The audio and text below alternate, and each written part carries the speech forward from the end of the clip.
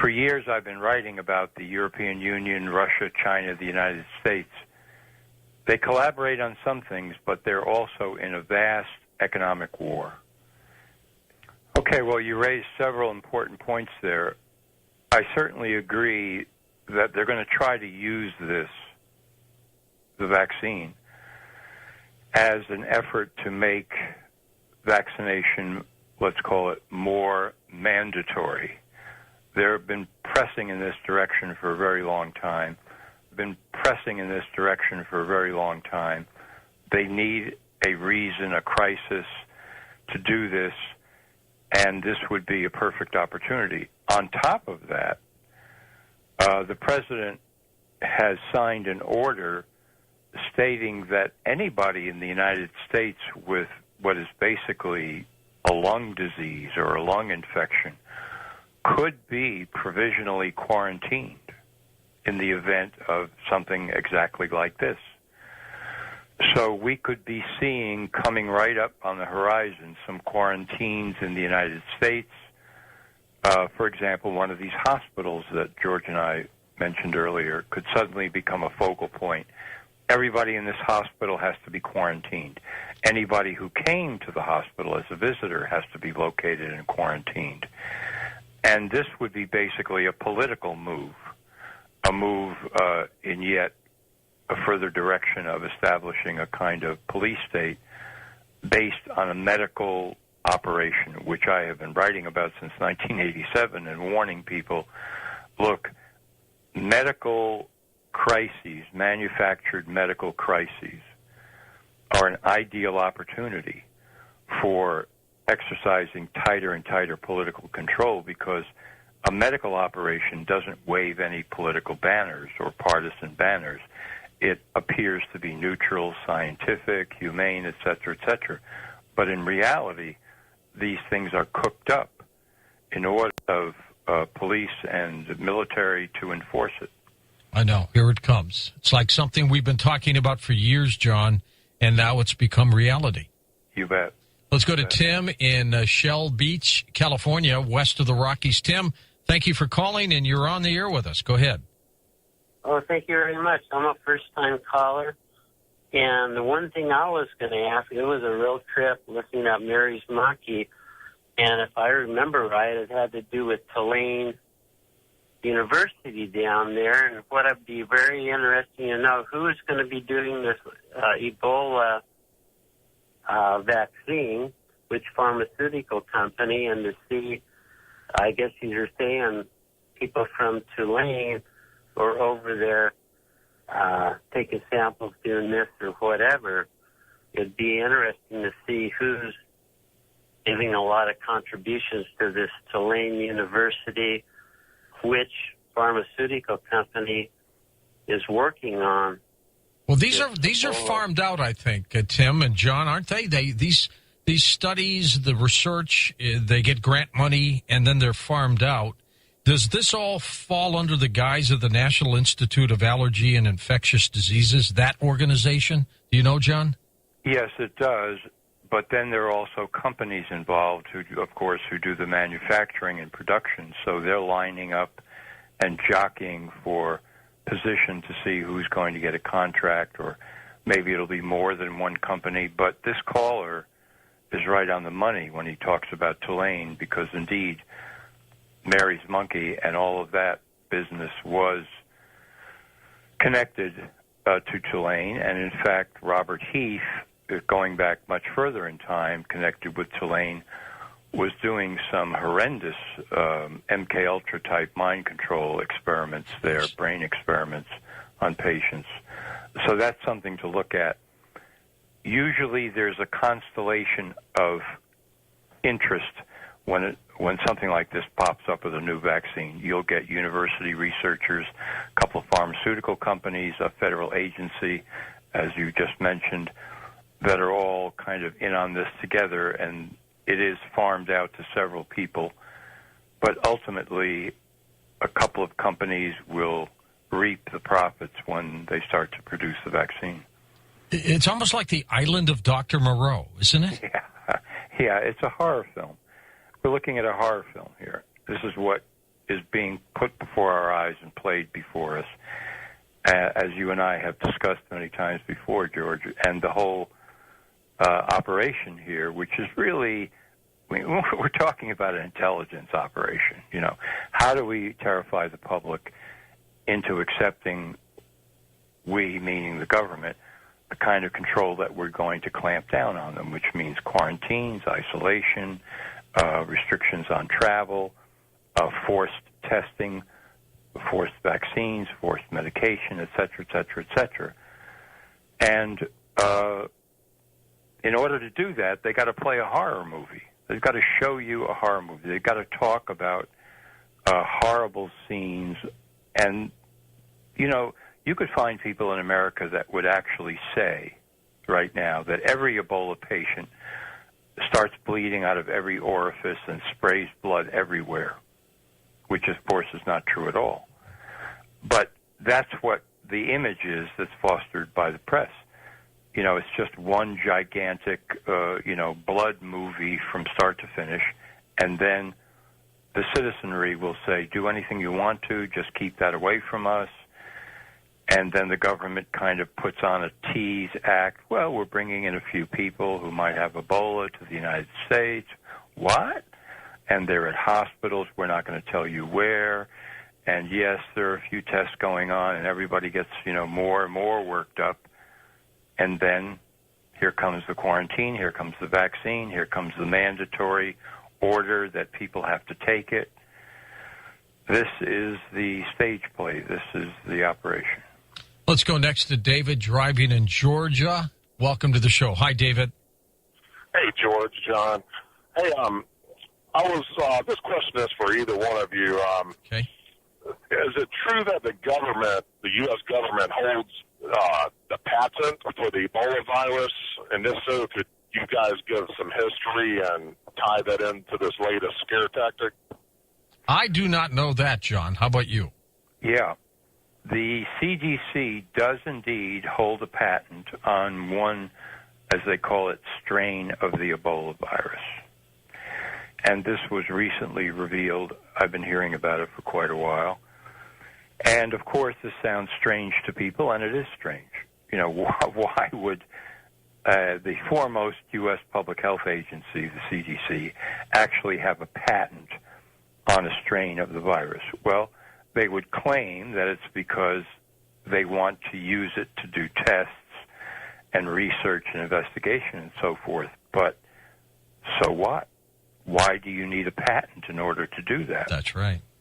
It's a very strange situation indeed. World Bank allocating $200 million in emergency assistance for some of these countries fighting this Ebola outbreak. That's not a lot of money given this, is it? No. It's a drop in the bucket. If you look at photographs of these so-called clinics in West Africa, I mean, they're just makeshift cottages at best. You don't see huge hospitals. The conditions are really quite horrendous there. And as I mentioned at the top of the interview, the heat, the boiling heat, is a tremendous adverse effect all on its own, especially for these health workers.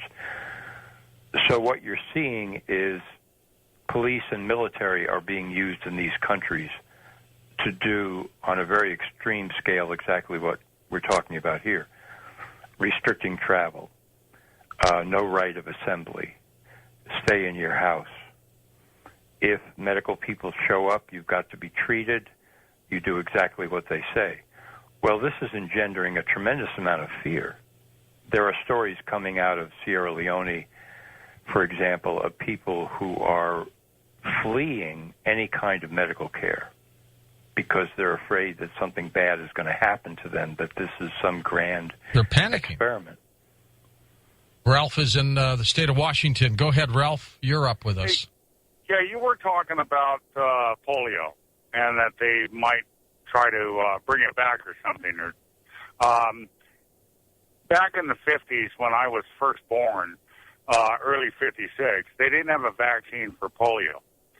And they gave my mom experimental vaccines because the vaccine didn't come out until late 56. Since then, I'm still growing at age 58. And I'm trying to find out what vaccines they might have given my mom that caused me to have a growth disorder that is an acromegaly giantism. And I have no idea. How would I find out through the military what they gave my mom? And that's very controversial, that vaccine that even I got, John, back in the 50s. It was with some simian monkey virus, wasn't it? Yeah, SV40 happened to be in a large number of polio vaccines, which has been identified as a cancer-causing virus, SV40.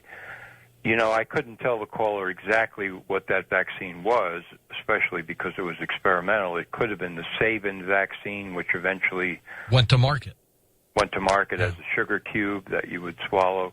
The Salk vaccine was the first one. There was a lot of trouble with both vaccines at the time that was swept under the carpet. I mean, tremendous adverse effects in people in various spots around the country, which I've documented in articles.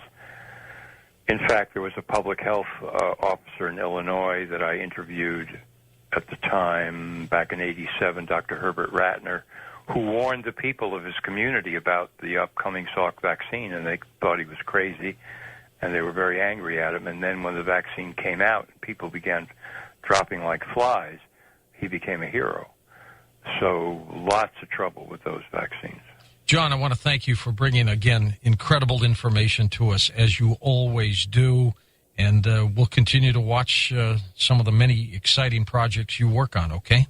Thanks so much, George. Always great to be with you. John Rappaport, his website, nomorefakenews.com. He's also an accomplished investigative reporter and author. You can just go to his website and look at some of the works that he has there. In a moment, we shall return with Deliver Us from Evil. A New York City cop investigates the supernatural. That's next on Coast to Coast AM. Well, some of you might remember about 10 years ago, I had an opportunity to talk with a fellow by the name of Ralph Sarchie. He wrote a book, Deliver Us from Evil, with Lisa Collier-Cool, a New York City cop who investigates the supernatural. Well, now it's a movie. As a cop, I've seen some horrible things, but nothing that can't be explained by human nature. Then you haven't seen True Evil. Hi, Daddy. I'm going to sleep now. First, I want to tell you that I love you, and I miss you. Be safe tonight. South Bronx. His other job, though, his work, investigating cases of demonic possession and assisting in the exorcisms of humanity's most ancient and most dangerous foes. Wrote a book with Lisa Collier-Cool called Deliver Us from Evil, turned into a movie also known as, of course, Beware the Night. And Ralph, I can't believe it's been 10 years. How are you? I'm very well. Thank you, George. How are you? Good. I'm looking forward to this. And let's review a little bit about how this all happened for you. What the heck happened? I don't even contemplate it. It was a journey. It took a lot of years, as you know, but you know, here we are. It was incredible. When this was going on for you back many, many years ago, you made a concerted effort to almost devote your entire career, and you have now, to investigating all of these strange occurrences. Are you glad that you did it at this point? Pretty much. I have no regrets. You know, I've met a lot of good people over the years and experienced a lot of good things along with the bad. So, you know, that's how I look at life. It's a journey, and I don't have any regrets about it. Tell us a little bit about Deliver Us from Evil, turned into a movie, Beware the Night. How did that all come about for you? Well, back in 2003, I had Scott Derrickson and Paul Boardman come over to my house from L.A. to write the screenplay to what was Beware the Night at the time.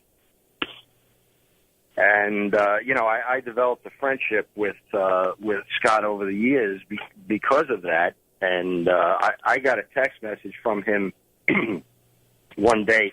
an email. And I didn't even understand what was written in the email. I had thought he had sent it to me in error. So I sent him a return email, and I said, Scott, I think you sent the wrong email. You're talking about some kind of a movie or something.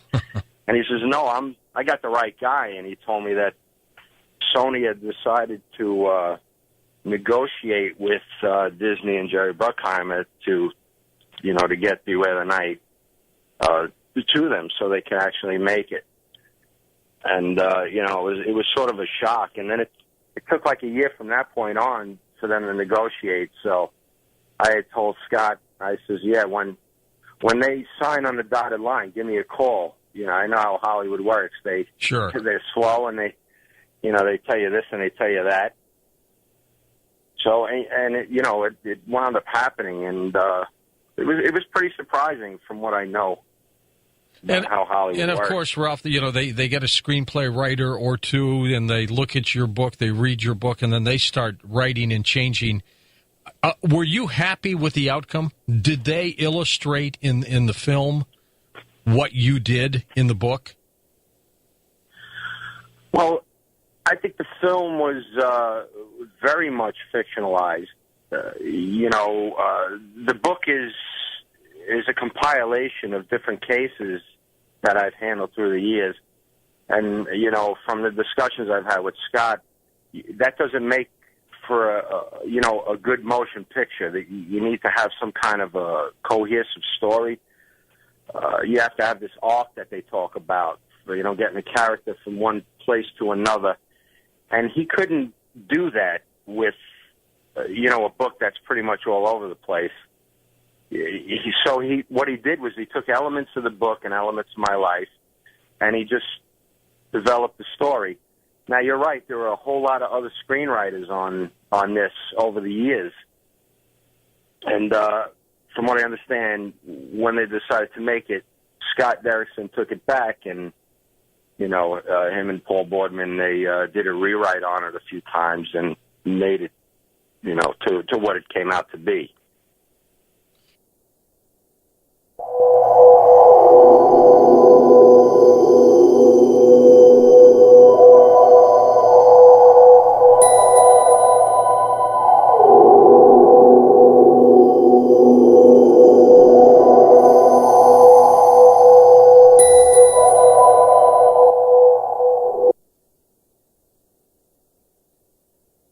Well, you know what? Just the trailer that I played, Ralph, scares the living daylights out of you, doesn't it? Well, the idea that we were going with, actually, is that this is not a horror movie. And somebody actually had gotten shirts made up that said it's not a horror movie, but it's scary. Scott wasn't going for the scary aspect of the movie, although I think he did a pretty good job doing it. Yeah. He was going more for the message, the messages that basically this, the book and this field itself gives us. And I think he did a good job with that because I could see them. I could see those messages in there. You have started the book, of course, Deliver Us from Evil, with what you call the Halloween horror. Tell us about that. What happened? Well, that particular case, really nice family. My partner, Joe, at the time, received a call from an exorcist from another state other than New York, because New York didn't have exorcists at that time. They just had one priest dealing with this stuff. And the priest in New York happened to know about this exorcist, and he reached out to him. And he reached out to Joe and I because it was in our neck of the woods, and he asked us to go in and do an initial, investigation. So that's what we did. And it wound up probably being one of my most profound and serious cases that I've ever dealt with. And, we didn't even know it at the time. This poor family, it started out pretty much as demonic spirit masking itself or mimicking itself as a human being, as somebody who was alive at one time and had passed away. And it wove a story. It centered, it focused on one person, which is what we call a focal person. That's the person that the demon singled out for the possession that it eventually wants to get to, or a suicide, either one. It doesn't matter to a demon. Yeah, you're right. And this sort of conned its way into the family through, manifestations and what we call interior locutions, where this thing was actually telepathically speaking to this woman. And in the meantime, as it progresses, it started to actually physically assault one of her children. Simultaneously, while it was trying to make this lady feel that it was helpful, it was actually the cause of the attacks, to break down this woman's will so it can actually possess her. And I have always said one of the best ways to break down a person's will is by brutalizing their child. There's nothing that they could do about it. It just happened. And it continually happened to this girl for about 3 months until they reached out to the church, and, we were able to go in there and eventually help them out.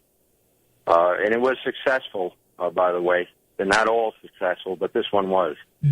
Did you get assigned it when you were on the police force because they knew of your interests? How did was it just like the bad draw and off you had to go? Well, no, I believe that this didn't have anything to do with the NYPD. Being a cop just so happened to be what I did for a living, and then I was involved in this in this work, in this field. And they were really pretty separate. But they collided every once in a while. I might run into somebody while I'm at work that has a problem, and I find out about it, actually.